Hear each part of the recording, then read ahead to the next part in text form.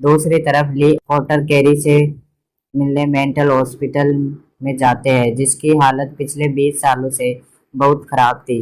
ना वो किसी से सवाल जवाब देती और ना ही कोई रेस्पॉन्स करती। एक फ्लैशबैक में दिखाया जाता है कि कैरी के डैड ने किस तरह पहले उसे पृष्ठ को मारा और फिर अपनी वाइफ को भी।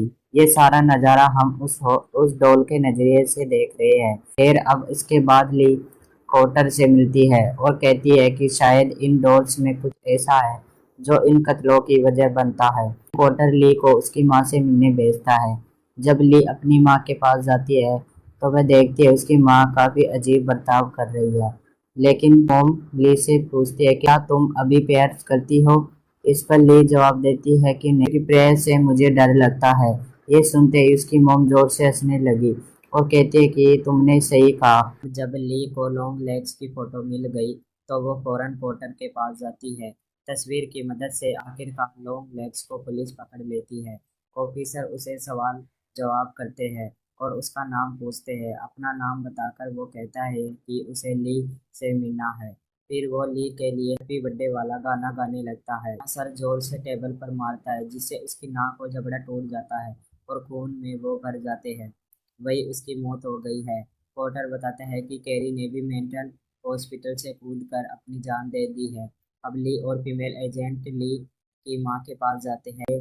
ली अकेले ही अपने घर के अंदर जाती है लेकिन उसकी माँ घर में नहीं होती क्योंकि वो फीमेल एजेंट के पीछे होती है। जब वो गाड़ी में बैठी हुई थी गन से ली की माँ फीमेल एजेंट को शूट करके मार देती है। ली जैसे ही गन की आवाज़ सुनती है वो खिड़की से बाहर देखती है जहाँ वो सामने का नज़ारा देखकर काफ़ी घबरा जाती है।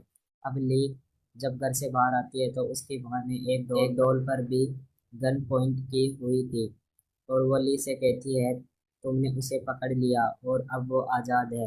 और तुम भी यह कहती है कि उसकी माँ गन चला देती है। डॉल का सर उठ जाता है, उसके सर से काला धुआं निकलता है।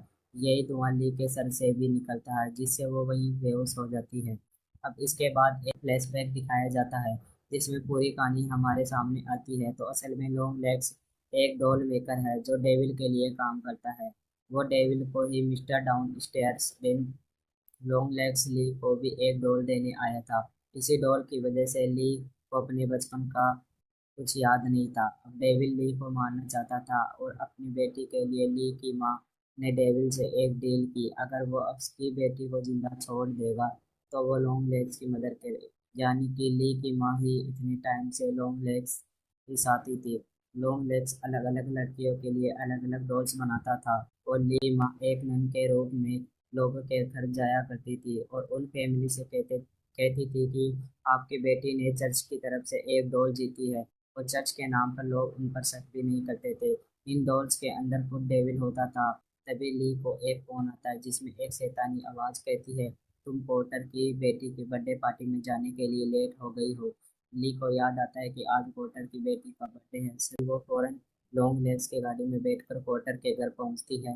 ली जब पोर्टर के घर गई तो वो देखती है कि उसकी माँ पहले से ही वहाँ मौजूद है और पोर्टर की बेटी जैसी दिखने वाली डॉल भी वहाँ रखी हुई थी।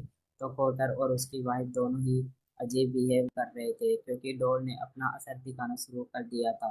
दोनों हस्बैंड वाइफ अपने किचन में केक लेने जाते हैं जहाँ पोर्टर ने एक चाकू से अपनी वाइफ पर वार करके उसे मार देता है। आज फुरनली कार्टर को शूट करके उसे मार दे। ये सब देखकर ली की माँ भी अपने बैग से एक चाकू निकालती और पोर्टर की बेटी को मारने के लिए आगे बढ़ती क्योंकि वो पूरी तरह से डेविल की गुलाम बन गई थी।